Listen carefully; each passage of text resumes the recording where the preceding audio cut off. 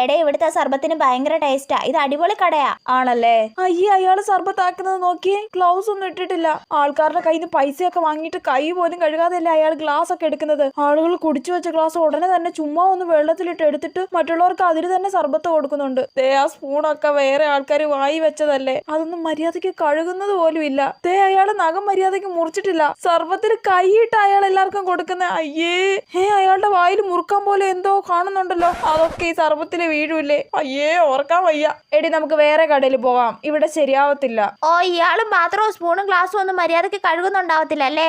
അയാൾ നഖം മുറിച്ചിട്ടുണ്ടോ നോക്കിയോ? അതോ അയാളുടെ വായി മുറുക്കാനുണ്ടോ നോക്കിയോ? ഇയാൾക്കും അത്ര വൃത്തിയൊന്നും ഇല്ലടി. ഇയാളെ കൂടെ കൂട്ടി 5ാമത്തെ കടയിലാ നീ വൃത്തിയില്ലെന്ന് പറഞ്ഞ് ബഹളം ഉണ്ടാക്കുന്നേ. വൃത്തി ഇല്ലാത്തോണ്ടല്ലേടി. അപ്പൊ ഇത്രയും പേര് വാങ്ങി കുടിക്കുന്നതോ? നമുക്ക് ഏതെങ്കിലും ഹോട്ടലിൽ പോയിട്ട് കുടിക്കാം ബാ. അപ്പൊ അവരുടെ വൃത്തി നോക്കണ്ടേ നിനക്ക്? അത് നമ്മൾ കാണുന്നില്ലല്ലോ. അത് ശരി.